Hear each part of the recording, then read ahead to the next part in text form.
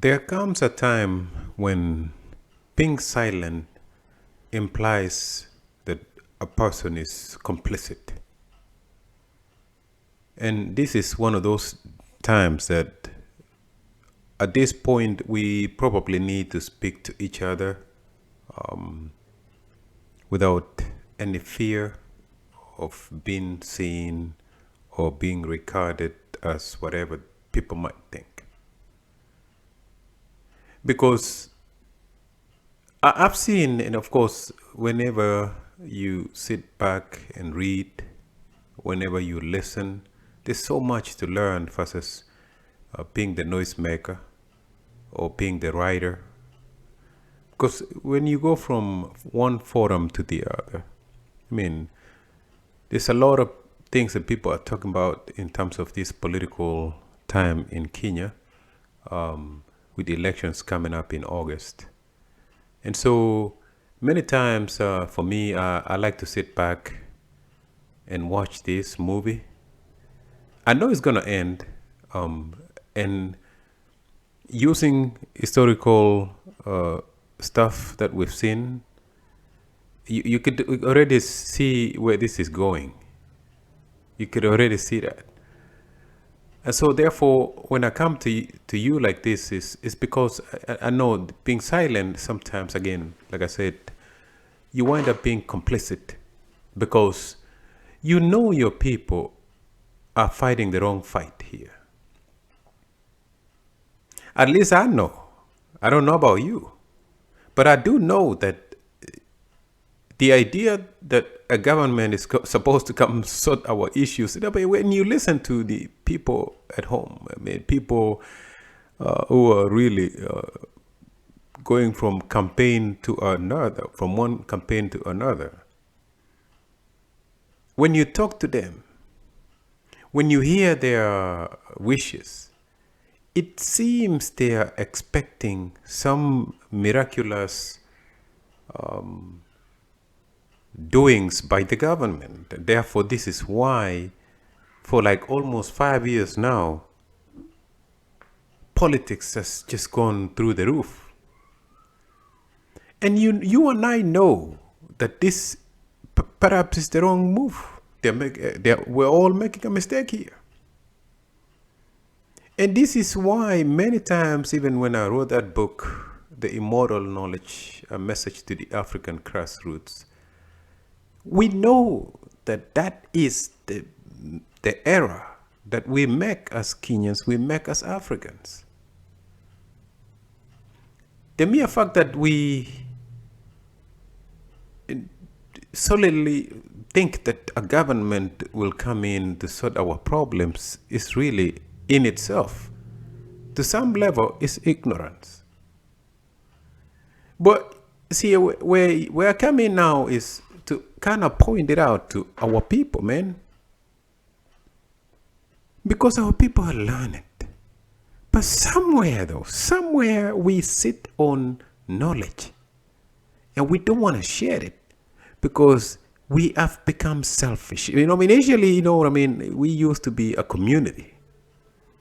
Then quickly we realized, oh, hell no. I can't be this community. I got to cater for myself. I got to fight for myself, for my kids, for my family. And then, you were still looking at your own family. At some point now, you get married or she get married, and now it's all about her or him and his new family. To hell with the rest. That's where we are right now as a people.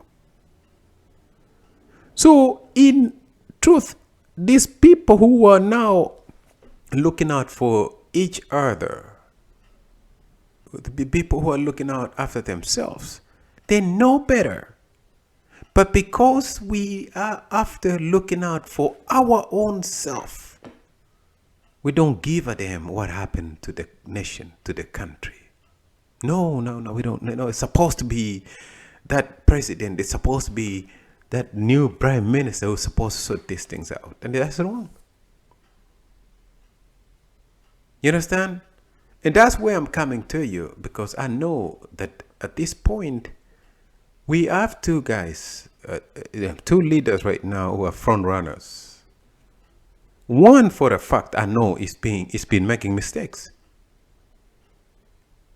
It's okay to say, look here, I'm learning on the job, and come forth and say I'm learning on the job.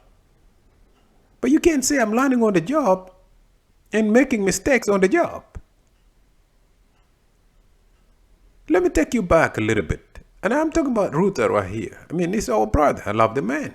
He's a leader. He's got some leadership qualities, but the guy's been making serious mistakes. I mean, he is by far the strongest leader we have right now within Kalenjin community.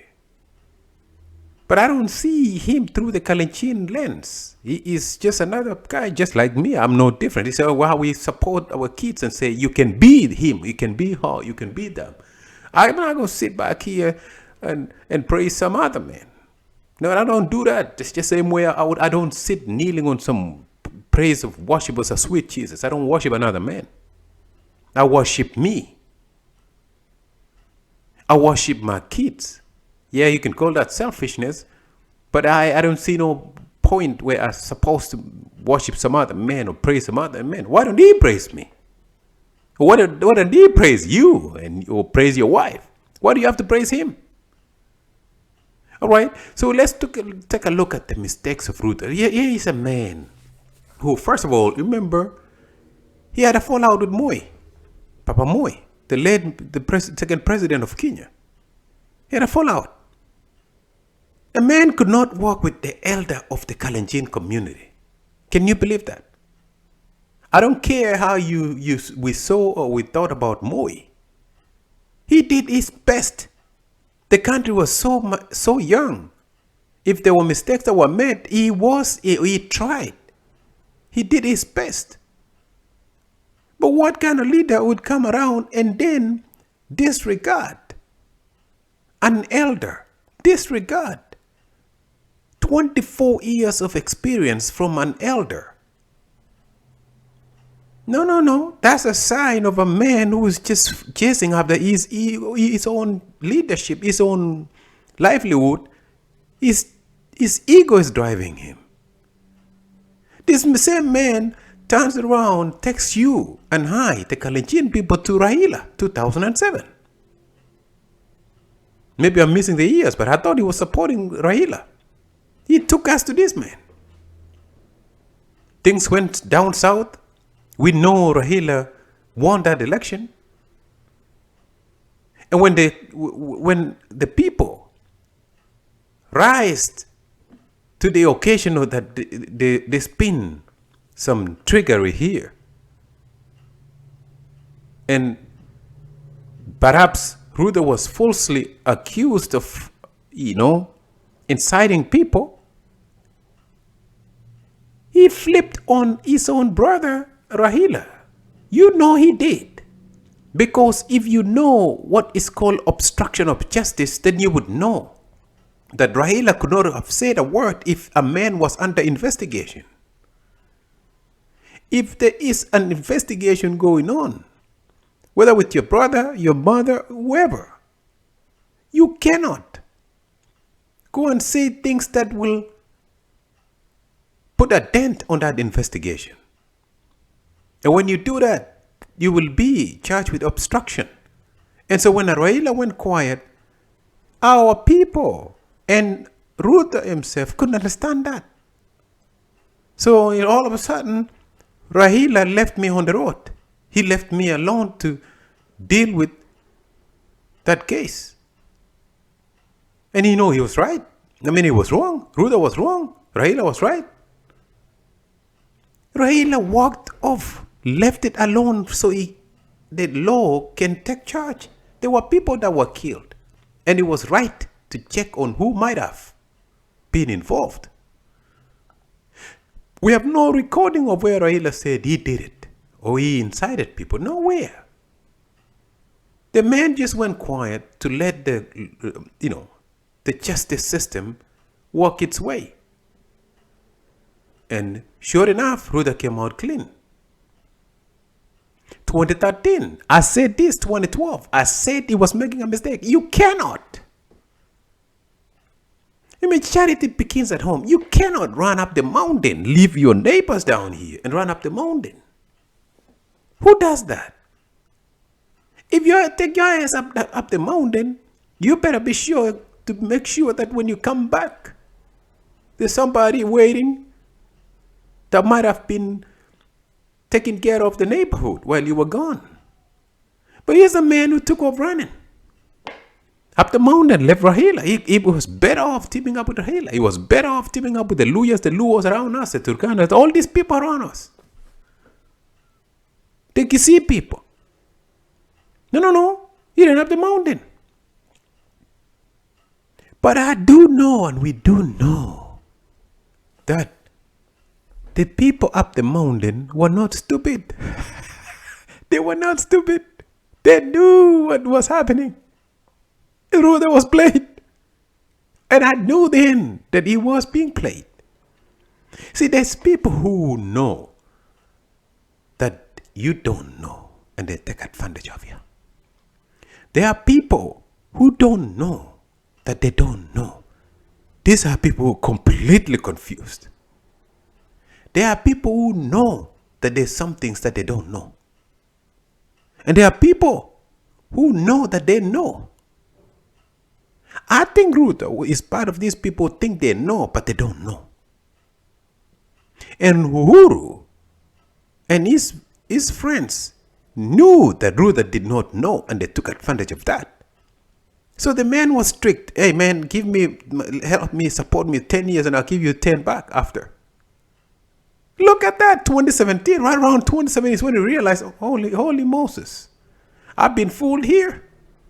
Yes, when he found out he didn't know what he thought he knew. And I say 2013 was a mistake. And I didn't even think that, well, I knew because, look at the history of Moi. Again, if he had listened to Moi, he would have learned. If he had listened to Rahila, he would have learned. The mountain folks are not stupid. They've been here.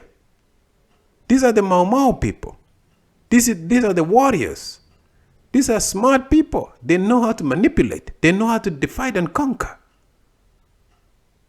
They played that trick. And Rahila, 2013, knew. Here's why he said Ruth was a fool. Because he knew he was being played. You could say today is being played, but no. Today, this year, 2022, Rahila is running for president. That's the difference here. But for Ruth to run and be told you'll be vice and then you'll be a president after 10 years, Rahila knew he was being played like the same way he was played as a prime minister. They played him. They gave him a position as a prime minister and he didn't have anything to do. He couldn't do nothing. Kibaki was running the show. The president was running the show. Rahila knew this guy is being played. He's why he told him 2013, you're being a fool. Because you're being played and you don't know. And I know it. Again, if he had listened to Moi would have told him how he managed, how he took so much resources to the mountain people. But when it came to elections, you remember, Kenneth Matiba had like 80-90% in those areas, even after Moi put all his energy and efforts. But no, Ruth didn't know because he wouldn't listen to the elder.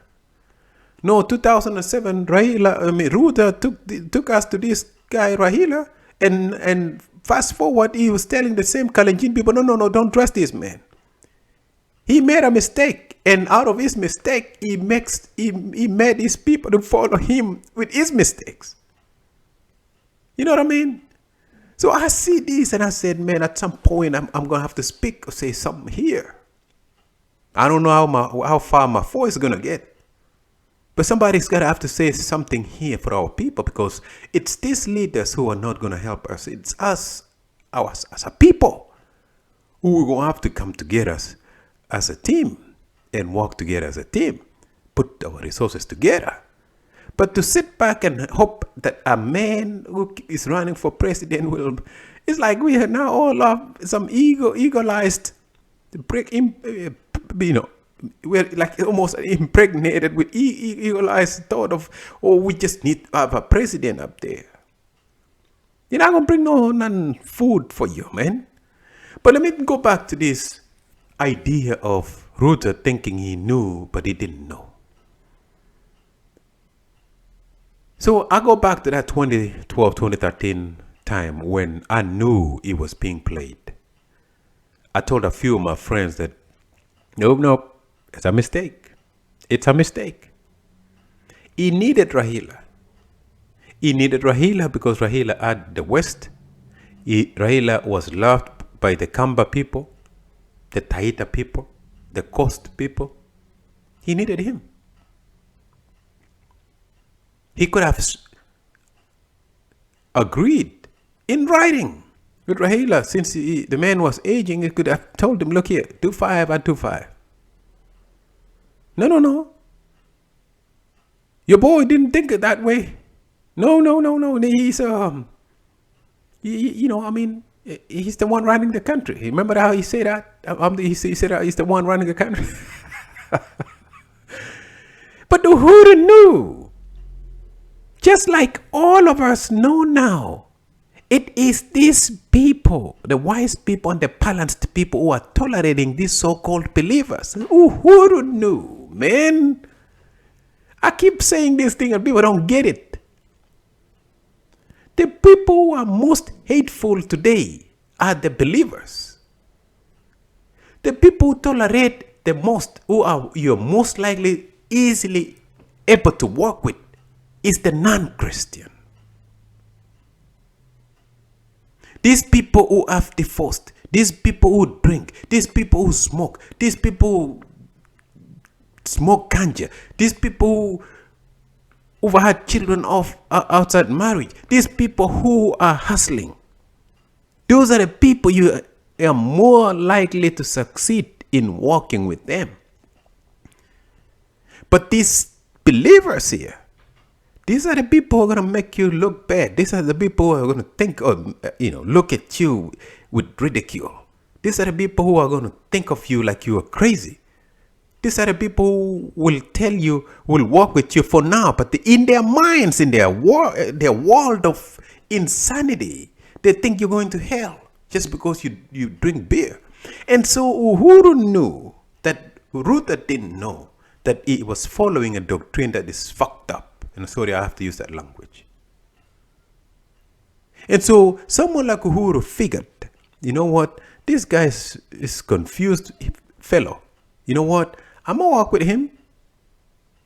I will just fool him just like he's fooling, just like the preacher is fooling. You know what goes around comes around. I'm going to tell you that. What goes around comes around. You have these preachers who fool people left and right every day. They don't know what they're preaching, right? You know, you and I know that. Or at least I'm hoping you know. They don't know nothing. They've never been to heaven. They've never been to hell. They never met with Jesus. They don't even know what is a spirit. But they tell you and fool you every day on Sunday. So, Uhuru was like, all right, I'm going to play this guy too. The same way he's playing others. The same way the preachers are playing others. Because Uhuru went to Ruther, or Ruther went to Uhuru. And one of them knew that this one is Ethan. That someone like Uhuru, a man who has been said is smoked weed before, and that I know that's a gossip world, but he does drink. And because he does drink, he must have known that his relationship with Ruther will not last. But he took advantage of the mere fact that this believer named Ruther does not know that he doesn't know. Therefore, he took advantage of him, just like the preacher would take advantage of the believers who have no idea what he's talking about. And they used him to get the Kalenjin fort. And they knew that afterwards they're going to flip. Just like the same preacher, when you give him the sadaga and all these tithes, you don't get it back. There is not even a show that you got blessed because you gave the sadaga. He took it from you, took advantage of your I guess when you go to him, you really mean mostly down and under. So Aruda was played. It was played. And they knew we play him these years. These 5 years. After the 50th year, we find another friend to hook up with. This time, maybe genuinely enough, maybe the president figured the country was a mess. Therefore, he had to work with Rahila. And those two men sat down, let's discuss, let's sort these problems out. Another mistake of Ruta. If you ever been in uniform, if you've worn uniform before, if you've been in the military, you know you never speak against your commander. Regardless of what level you are in terms of that hierarchy of leadership. Another mistake. Look at the mistakes this man continues to make. Moi mistake, 2007 mistake, 2013 mistake, 2017 mistake, Raila mistake, Uhuru mistake. And then the commander-in-chief's mistake to speak against a president. To go around and say he is the one running the show. To wait for the president to call upon a council to work on a PPI. Only for him to wait until the last minute to speak to the nation against it. To watch the president negotiating with other leaders like Raila on how to sort the problems of the elections. He watched this, didn't say a word, and then come out and criticize the president in the public. You'd never speak like that to your commander or the commander of chief. That's another mistake of this guy. But above all, there is, or these Christians or these believers have what are called the hidden hatred. They hate you and hide from that hate. It's like your husband or your boyfriend who hates you. For, say for instance, if you go hang out with your girlfriends and wouldn't allow you to hang out with your girlfriend just because you girls were drinking, you girls were in a pub, in a club. Same case for men. You got women who are sick of you, who think you're insane just because you drink some beer, you hang out with your friends, and they go to church and pray for you because you're somehow going to hell. Many times the relationship don't last because she doesn't serve one master. It doesn't serve one master. She is with you today, tomorrow she's with the pastor. The next day, or in that whirlwind of hallucination, she is married to sweet Jesus. So ultimately your relationship is going to die. And this is what I saw with Ruta. That when he joined hands with anyone, as long as you're not a Christian, as long as you somehow hang out with drunkards, people who smoke, you go to like a UP40 concert, a reggae concert like Uhuru did. Oh no, in his eyes you're going to hell. There is no way you can walk with that person. I've said this before. Beliefs informs your actions. Beliefs informs your actions. Check it out. Even when this time of coronavirus. Look at how people were against vaccination. Why? Because they'd been bamboozled to have a belief that the vaccine would somehow maybe will harm their lives. The belief that you got, this belief that you haven't checked to see if it's really warranted, you failed. And so in this believer's world, they harbor hate. See, you got a man who could see somebody like me. Say, for instance, man, I don't give a damn no damn church. I don't go to no church, you know what I mean? But I mean, like right here, he would think of me as an insane person.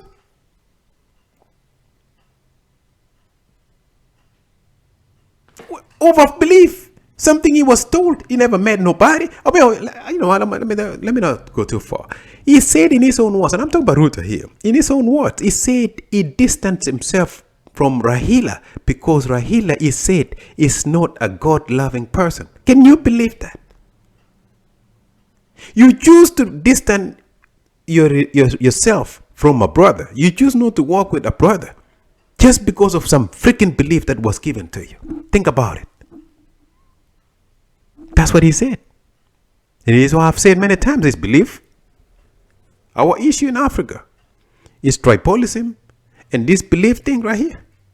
The belief is destroying us. This given religion, this mess we've been given as Africans, where you see some people walking naked, you can see some people drinking water, you can see some people being abused, literally being abused. Go to a funeral. Go to any funeral and watch how the preachers are taking advantage of the poor people. They're crying for their loved one, loss of their loved one. And the preachers, may I tell you folks. So, and here it is. Look at the hate now. If someone like me, who I've said, I don't think I can support Ruto, a man who is a millionaire Christian, with hangars and helicopters, knows these people in the village who have no money, has thousands of acres of land, is being accused of corruption. This is a government. A government, when it goes down with the president and the vice president. This government right now is being accused of complete chaos with the economy. How can I vote for the same person who was with the president? A man who 5 years ago was telling us he's the one running the show. Look at the Department of Agriculture right now. Look at how it's gone down. At one point, he was running the show. The Kalenjin people depend on agriculture. But it's failing. And their own brother, their own vice president is in charge. Of all the things he could have done, is just get the roads, the electricity, and healthcare, and make sure that the farmers are taken care of. That's all the Kalenjin people are asking for. Go to the hospital right now. We're dying like rats. There's a little bit of roads that they did. There's some road improvements, some power out there. I give them credit for that. But the farmers are suffering. I couldn't vote for that guy. And when I say I'm not going to vote for that guy, here comes the Kalenjin man talking about how can you not vote for this guy? How can you call Raila Papa? Oh, it was all right to say Papa Moy. The whole country was saying Papa Moy, and you, the Kalenjin hypocrite, was okay with that. But when we say Papa is Raila today, you got a problem. Or we have a problem with calling a Luo guy Papa? Look at the hypocrisy. Kalenjin hate. I'm being hated. If, say, for instance, I was going to vote and I fought for Raila or anybody else, they're going to hate me. To a point I've seen some people get really almost getting killed. In a world where we're supposed to be democratic.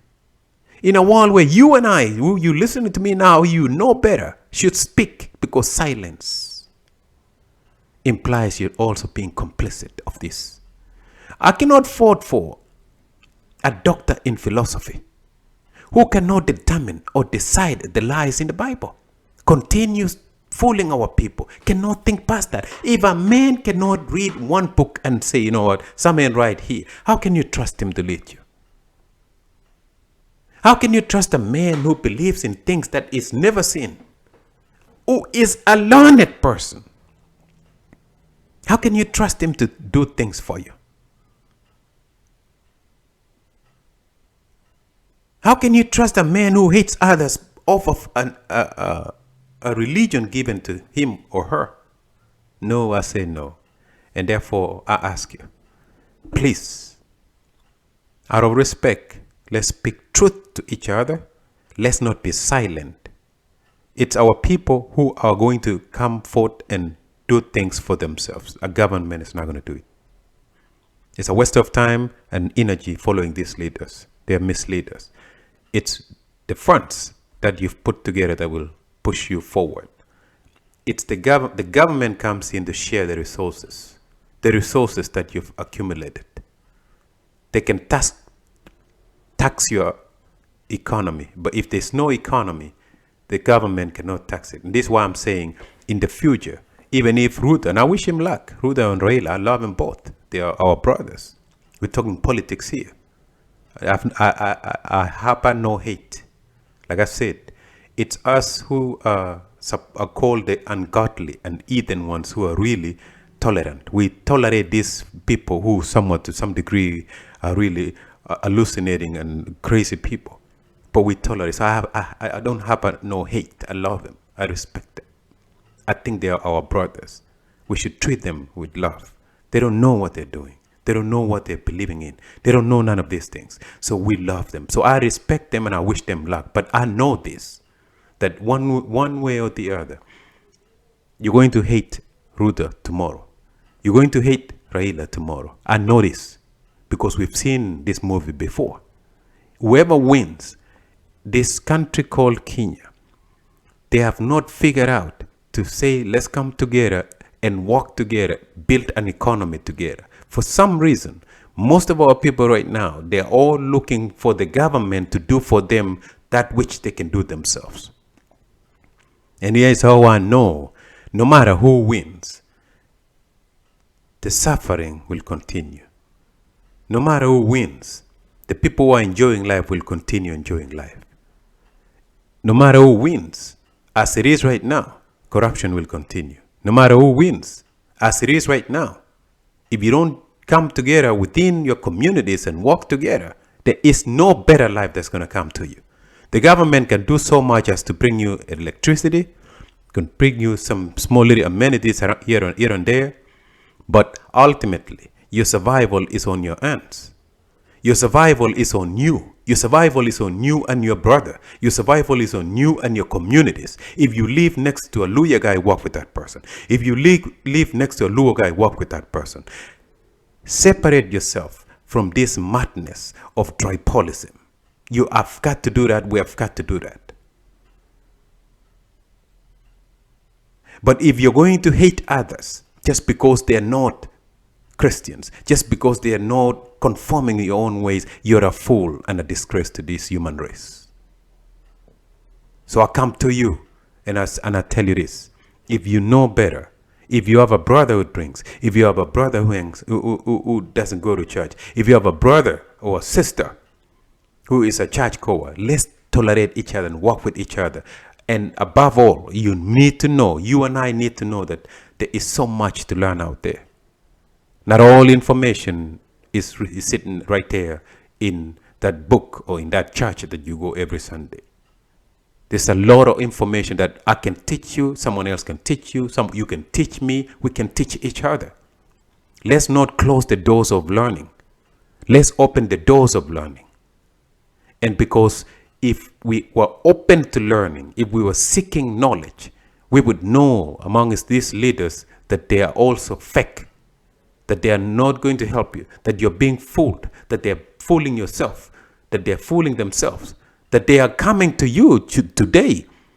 Most of these other ones are coming to you today because really they're looking for employment. They're not coming to you to support you. They're not coming to you to help you. They're not coming to you for anything else other than to benefit themselves. And you should know that. Just like I did long time ago. These people are not coming to help you. It's you who will help yourself. They are coming to you because they are needing your foot so they can get unemployment. But then there are men and women who have acquired enough that they're not really looking for employment. They're out there to satisfy their ego. And it is you and I who are going to stop that and look for people who are leaders. Look for people who have a vision. Look for people, elders, who have seen enough, who are not looking for employment, who are looking to live a better life for their children and the children of their children. That is how you should come up to your decision on who and when to vote. But above all, walk